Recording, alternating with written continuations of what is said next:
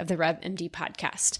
This week, we're going to talk about KPIs and how to incentivize your staff. So within the last few weeks, I was emailed and asked the question around what are some ideas around KPIs? How do you get your staff aligned and all on the same page? And how do you really make sure that everybody understands the medical billing process and their role in the medical billing process?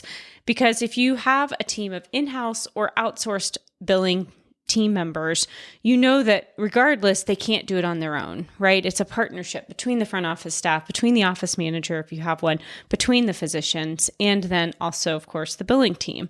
So this week, we're going to talk about a few KPIs that we've seen in our practices that they have set up with our help to help incentivize front office staff so that everybody's kind of moving in the same direction. And again, these can work with whether you have an in-house billing team or an outsourced billing team. As always, if you are looking for a new billing team, we are a full service medical billing and coding team. So whether you just need credentialing help, coding, audit, or you are ready to hand over the entire thing, come check us out at nationalrevenueconsulting.com. We have some testimonials that are up, and we also are getting ready to release an 8-week course for your staff, for your team, for your office manager, for your physicians, for anybody who kind of deals with the medical billing process and who wants to grow their revenue. So head over to our website. We do have that wait list set up, and we'll be releasing that course on Kajabi here shortly. All right, so let's talk a few things just about in general belief around business and around how you set KPIs, how you get your team aligned, because I think it's important for you to wrap your head around, okay, how am I going to structure a goal that I have and make sure that everybody's on the same page and make sure that we have a target we're all going after and then help measure and monitor for that. So first and foremost, I'm a big policy believer. You guys know I'm a pathologist by background, and policies are big in the lab. We have to from a regulatory standpoint. And so I really think creating a clear policy around a process is going to be really key. So for example, if you are checking eligibility in the front office, how do you check eligibility? When do you check eligibility? Who checks eligibility? All becomes very important. And then when you think about having a goal in mind, say it's checking 90% of the eligibility in your office ahead of time, then you kind of sort of have to have a checklist, in my opinion, so that the front office can check things off, can make sure, okay, these I do once a week, these I do daily, and check, check, check. And that way everybody knows very clearly what their role is, when they're supposed to do it, and how they're supposed to do it. Another thing that I really help makes a team or a business really work well together is, say you have different departments. Say you have an infusion department, your physicians, your mid-levels, your front office, all of which could be classified as a department. It's nice when you have team meetings to say, okay, we're going to now set our goal for the month or goal for the quarter, and we're going to write those things down. We're going to hold each other accountable, and we're going to meet every week to review progress. And so in your team meetings, you're going over, okay, here's the 5 goals we set up, or here's the 3 goals we set up as a company. Maybe each department has a different goal. Maybe your front office has eligibility, your mid-levels has something about, kind of keeping, patients moving, or labs reviewed, or patient phone calls returned. Just depends on kind of what you are focusing on. And of course, you can't focus on everything at the same time. You're going to drive people crazy. So identify 2 or 3 things, or maybe it's one really big thing that everybody's going to focus on and have a part in playing. That way, you sit down when you meet, you talk about this goal, you talk about the checklist to get it done and move the needle. And of course, having some sort of data so you can measure and monitor improvement is going to be important. So say, for example, it's reviewing the lab results that come in. Say you have lab results that come in every single day, but your goal is to make sure that they're all reviewed within 2 business days. Well, you can monitor and measure that, especially if those lab tests are coming through your EMR and there's a box or an inbox of lab results to review. So those are just examples of kind of benchmarks and things you can use to measure if you're moving in the right direction. It's always nice to measure something before you put in a goal, because then you know where you started. make a reasonable benchmark. And it may not be 100% of an activity, right? You may say, well, we're at 50% now, let's get to 70, and make it something that is attainable. So then it encourages and gets the staff excited. Okay, yeah, I can do that. I can do that. And then you get to 70%, and maybe then you make another stretch goal of 90%. So having that sort of frame around a specific task or goal to say, okay, I'm going to have a policy and procedure around this activity. I'm going to see where we are today. I'm going to set a target that we're going to achieve to go after. I'm going to create a checklist so that folks can check those things off and we can make progress. And in terms of bonuses and incentives, it's always nice, I think, to attach money to it if you can, even if it's a $25 Amazon gift card. Or it's maybe for some of your higher level staff or your office managers, it's a percent of their pay that's going to be used as a bonus. So for example, say you have an office manager, you could set 5% of their pay for the quarter as a bonus, and you agree on a target, you agree how you're going to measure it. Maybe let them figure out how they're going to achieve it, or have them come up with the ideas. So it's not just, you as the physician owner or you as the owner of the practice driving those things. And, for some small practices, there's always this concern, well, if I have so many bonuses and we, don't meet revenue targets, how does that work? And so I've seen some practices do what's called a gate, where you say, okay, the practice has to be above X revenue goal in order for bonuses to count. And that, of course, puts everybody on the same page of, hey, we've got to drive towards this revenue goal. And then if I meet the mark of, doing 100% eligibilities ahead of time, then I'm going to get the bonus. And so again, these are just some ideas. Depending on how big or small your practice is, you can kind of tweak that, right? And that may be incentives as small as a pizza party and Amazon gift cards, or even as big as, again, a percentage of their salary. So again, lots of ideas here in terms of how to incentivize. Depending on how big your practice is or what your goal is, you can kind of tweak it from there. So again, having a clear policy on just how to function in your office is going to be key.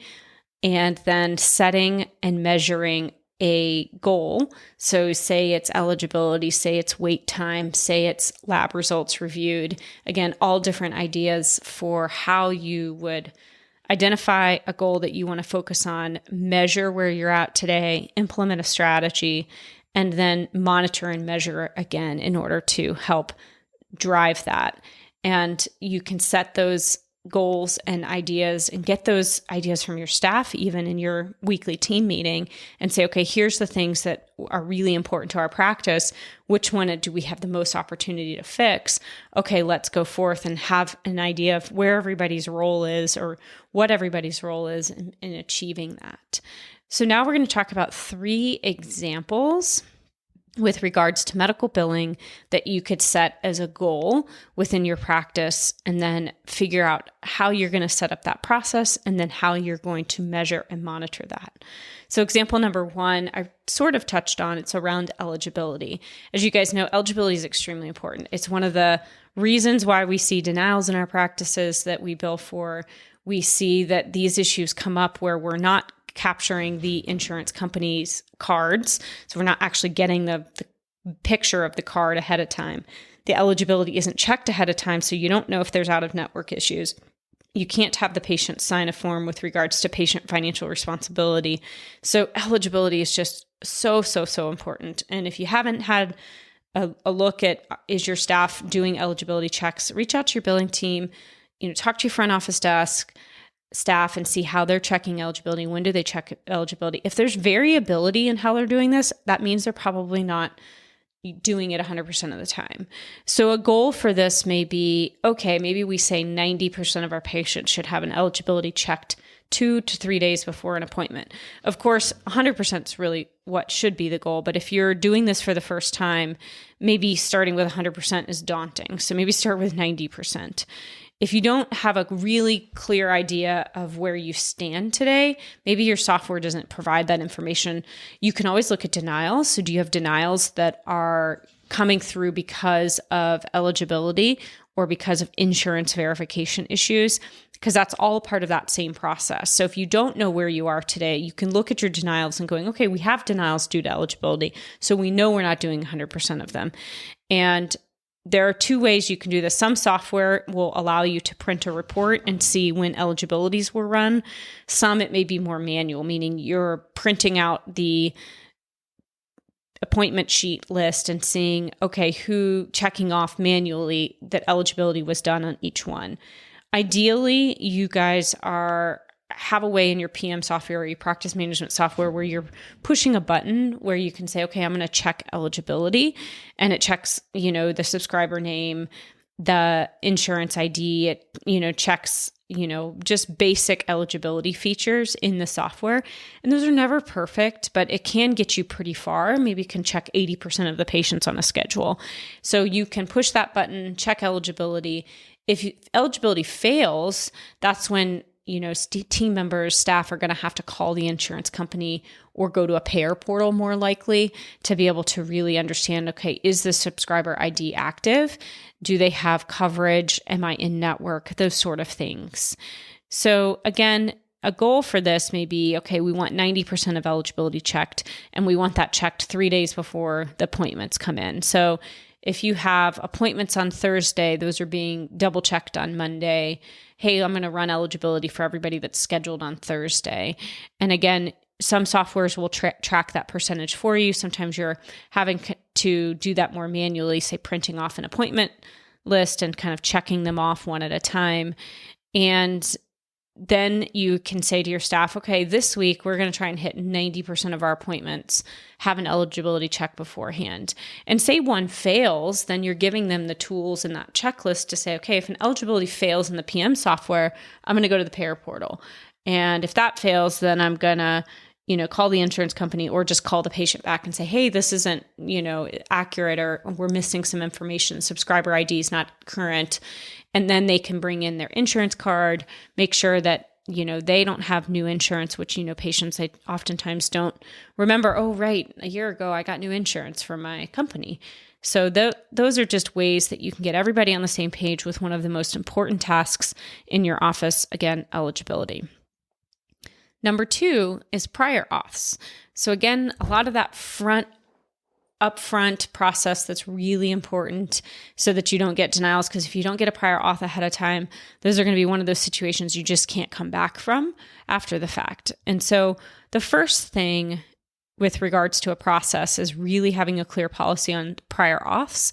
So what are the procedures you do in-house? What are those CPT codes?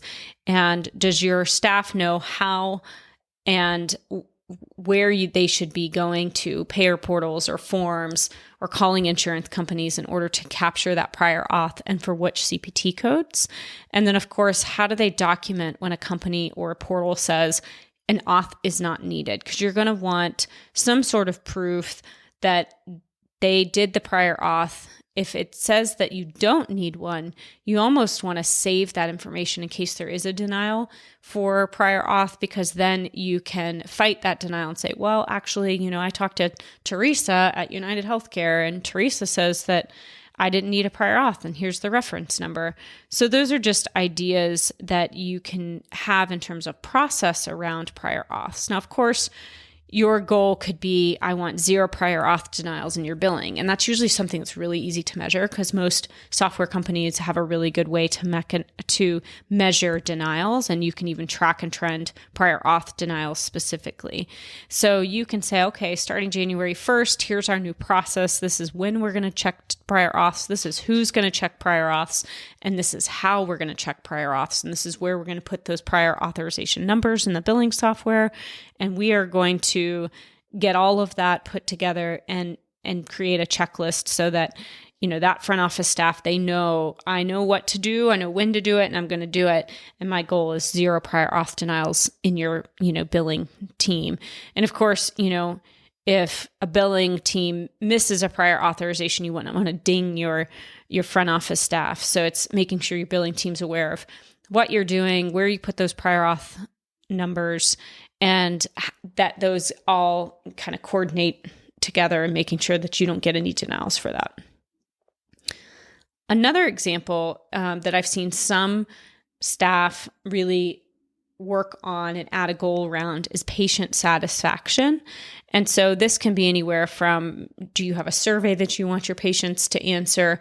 Do you have a certain function of the front office staff? Maybe it's timeliness of appointment and timeliness of getting back and seeing the doctor. Then that can be something that you track and trend in terms of improving patient satisfaction. So again, it comes down to process and defining what that process is, right? So how are we measuring patient satisfaction? Is there a way to measure that?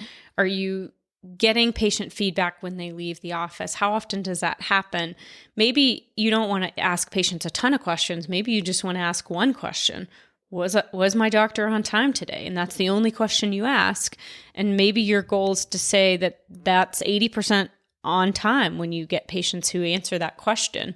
So again, we're not shooting for 100 necessarily. Depends on the goal, depends on the process, depends where you start. But maybe that's something you can measure and something that you can really focus on and have everybody on the team understand, okay, what's my role in making sure the doctor's on time, right? And that can hit multiple people. That's the front office staff. That's, the MAs, that's the physicians. I mean, everybody's part of that. And so again, this can be a goal that your practice decides to set and focus on, or it can be something just really depends on, what folks are kind of complaining about, right? What does the metric look like today? Are you having denials? Okay, so what denials are you having? Let's put a KPI around those. Are you having patients complain about wait times? Okay, let's put a goal around that. And so I think it's really about kind of those weekly or every other week meetings where you sit down with your team and go, okay, where do we have opportunity? What do we need to improve on? Or sitting down with your billing team and going, hey, what's going on? Maybe it's patient AR, right? Patient AR is something that can climb and climb and climb, and happens very, very fast and easily. So then it's, how do I collect copays and deductibles up front? How do I ask patients and let them know about a patient balance ahead of time? So all of those things can help contribute and decrease patient AR. So again, these are just some ideas around thinking about, okay, if I have an opportunity, if I see a gap, how am I measuring that today? Am I measuring it at all?